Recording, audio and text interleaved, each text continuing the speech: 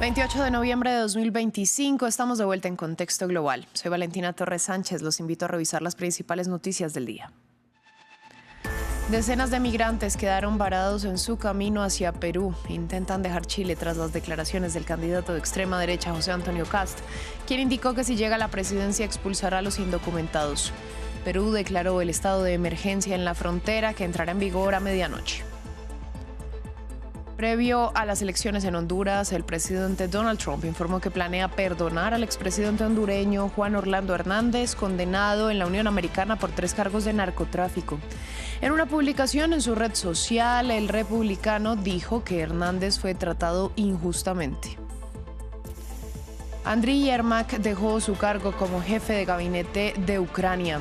Pese a ser una de las principales figuras de la administración de Volodymyr Zelensky, el presidente anunció su dimisión horas después de que la casa de su ex colaborador fuese allanada en medio de una trama por presunta corrupción.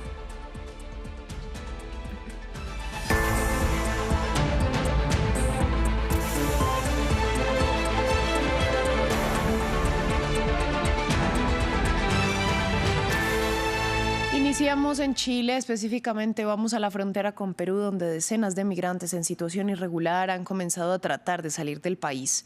Dicen que lo hacen por temor ante las amenazas del ultraderechista José Antonio Kast, quien les pidió a los indocumentados irse de Chile voluntariamente antes de marzo de 2026 o serán expulsados si él llega al Palacio de la Moneda.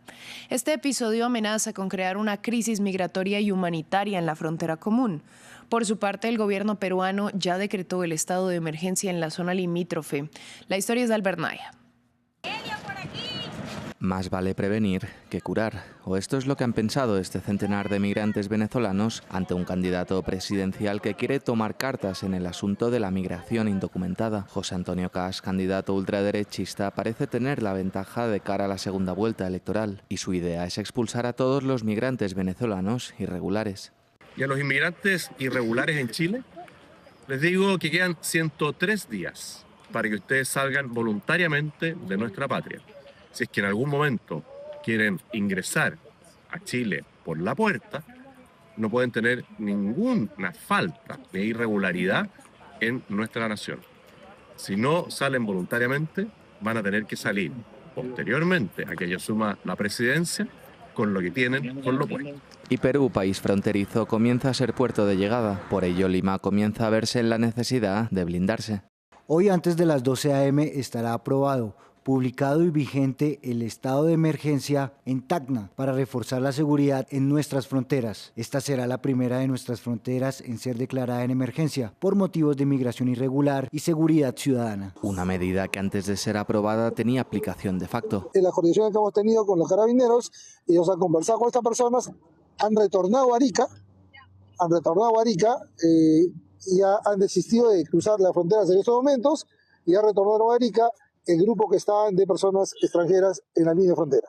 Difícil situación para un colectivo cuyas opciones se reducirán a divagar en la irregularidad o enfrentarse a la cordillera de los Andes. Por el momento, ambos países acordaron mantener un comité binacional para encontrar una salida a la futura crisis. Vamos a Estados Unidos. El Servicio de Ciudadanía e Inmigración informó que suspendió todas las decisiones respecto a peticiones de asilo. El anuncio fue hecho por el director de la agencia, Joseph Edlow, en X, quien afirmó que la suspensión se producirá hasta que puedan garantizar que cada extranjero sea investigado y evaluado al máximo nivel posible. Esto el mismo día en que Marco Rubio anunció que el Departamento de Estado pausó la emisión de visas para todas las personas viajando con pasaporte afgano. Decisiones que llegan 2 días después de que un hombre de origen afgano disparara contra 2 integrantes de la Guardia Nacional en Washington, D.C. Continuamos en Estados Unidos. El presidente Donald Trump informó este viernes que planea conceder un indulto al exmandatario hondureño Juan Orlando Hernández. El ex jefe de Estado se encuentra preso en la Unión Americana cumpliendo una condena de 45 años por 3 cargos de narcotráfico, de tráfico de armas y también haber recibido dinero del capo mexicano Joaquín El Chapo Guzmán. El republicano dijo que Hernández fue tratado de manera injusta. Otorgaré un indulto total y completo al expresidente Juan Orlando Hernández, quien según muchas personas, a quienes respeto profundamente, ha sido tratado con mucha dureza e injusticia. Esto no puede permitirse, especialmente ahora tras la victoria electoral de Tito Asfura, cuando Honduras se encamina hacia un gran éxito político y financiero. Voten por Tito Asfura para presidente y felicitaciones a Juan Orlando Hernández por su próximo indulto.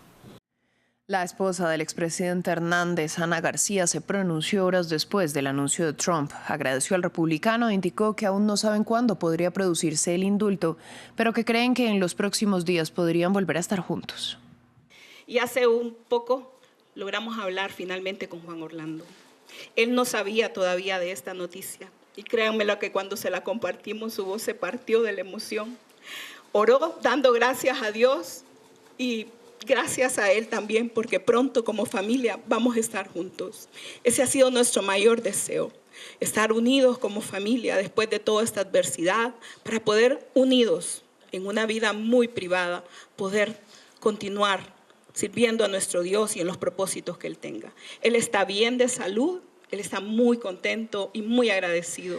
Precisamente nos quedamos en Honduras, que encara la recta final de unas elecciones generales que enfrentan al oficialismo de izquierda con la oposición de derecha en un empate virtual entre los tres favoritos a la presidencia: Richie Moncada, Salvador Nasralla y Nasri Asfura.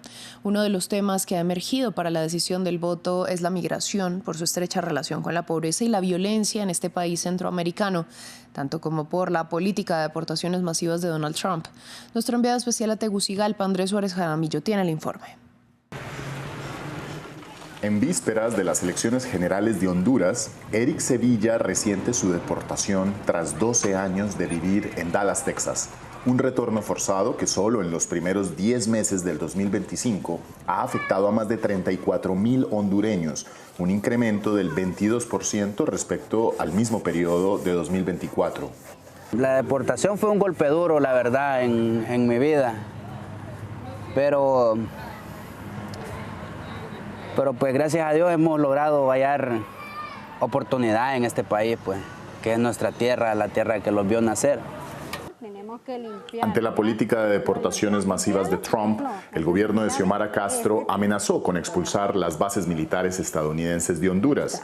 No cumplió su advertencia, sin embargo, optó por un enfoque humano para recibir a los migrantes. Estos espacios anteriormente eran centros como de detención, donde se custodiaba al migrante. Entonces, eso es parte de esta política. Este espacio es un espacio reciente.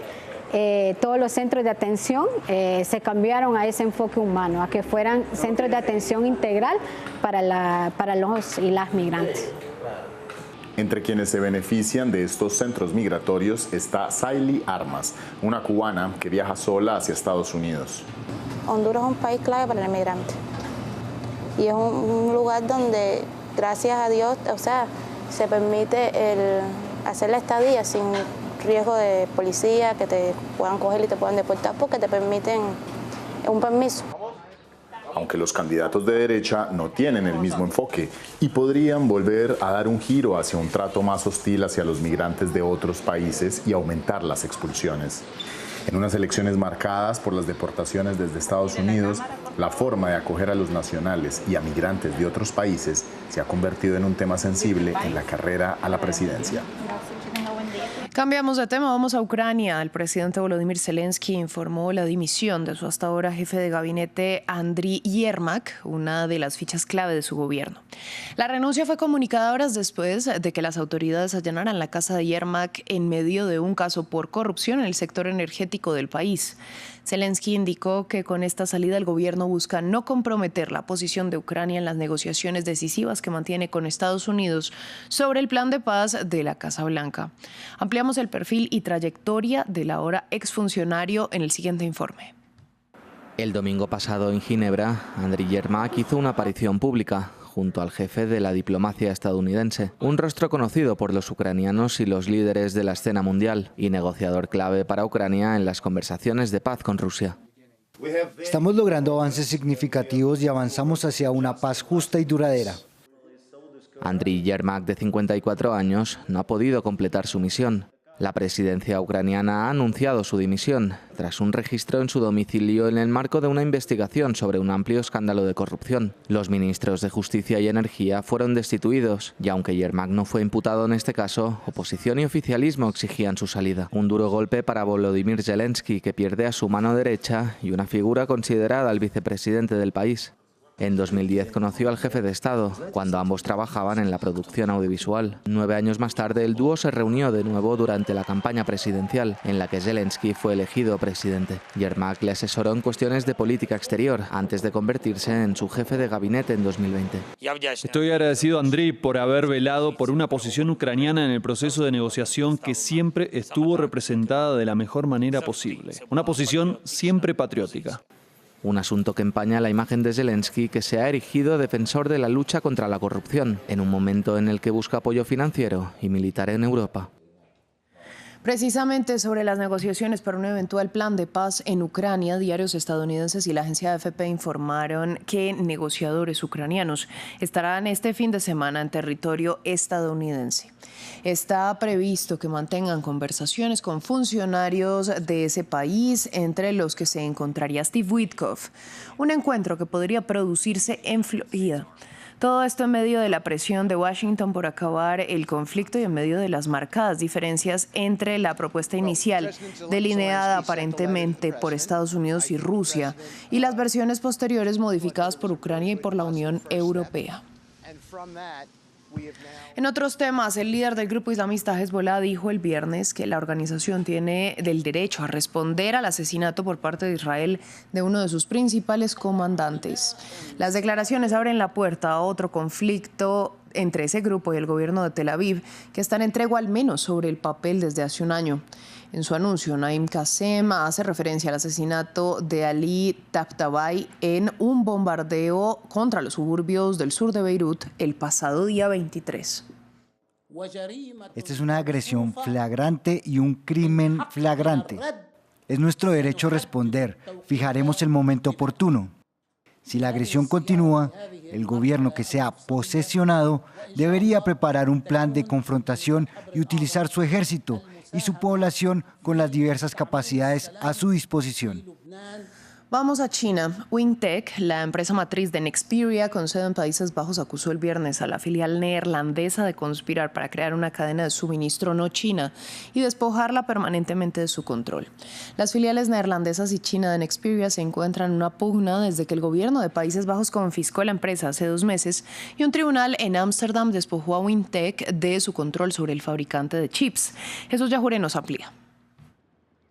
Un nuevo capítulo en la saga por los semiconductores. Nexperia, que produce chips esenciales, es acusada por su dueña Wingtech de conspirar para crear una cadena de suministro no china, mover sus operaciones a Malasia y despojarla del control. La crisis por los chips de Nexperia ha puesto en jaque a las industrias automotriz, electrónica, de maquinaria industrial, energía y para teléfonos inteligentes, relojes y otros dispositivos portátiles. El gigante chino acusó este viernes a su filial neerlandesa de prácticas destructivas. Wingtech solicita formalmente a Nexperia iniciar consultas sobre la cuestión del control corporativo. Se exige a Nexperia que reanude de inmediato el suministro de obletas, que detenga los planes de ampliación en Malasia y otras regiones extranjeras y que abandone sus intenciones indebidas de sustituir la capacidad china. En 2018, Wingtech, fabricante de las compañías de teléfonos más grandes de China como Huawei y Xiaomi, compró Nexperia por $3.630 millones. Bajo el acuerdo, Nexperia elaboraría obletas o discos semiconductores, los enviaría a China para ser terminados y luego serían devueltos a Europa para su distribución. En septiembre, Países Bajos invocó una ley para tomar el control de la empresa, alegando motivos de seguridad nacional. En respuesta, Beijing prohibió la reexportación de productos terminados y el 19 de noviembre el gobierno neerlandés dio marcha atrás con la toma de la empresa. Considero adecuado suspender mi pedido en virtud de la Ley de Disponibilidad de Mercancías de la Toma con respecto a Nexperia, en estrecha consulta con nuestros socios europeos e internacionales. Somos positivos sobre las medidas adoptadas para garantizar el suministro de chips a Europa y el resto del mundo. Volkswagen, Nissan, Honda, Ford, General Motors, BMW, Mercedes-Benz, Hella, Bosch y Aumovio están entre los principales clientes de Nexperia. El gigante aeronáutico europeo Airbus lanzó una alerta para alrededor de 6.000 aviones de su familia A320. La compañía pidió que cesen las operaciones de estos aparatos de forma inmediata al detectar un incidente en un programa de control de vuelo por la exposición a la radiación solar. El programa tiene que ser cambiado urgentemente, pues las radiaciones solares intensas podrían corromper los datos esenciales para el funcionamiento de los comandos de vuelo. Fin del informativo. Gracias por su sintonía.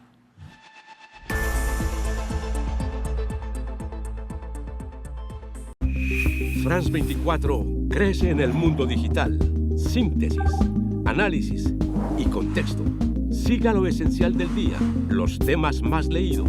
Para estar conectado con la actualidad, síganos. France 24, la información empieza aquí.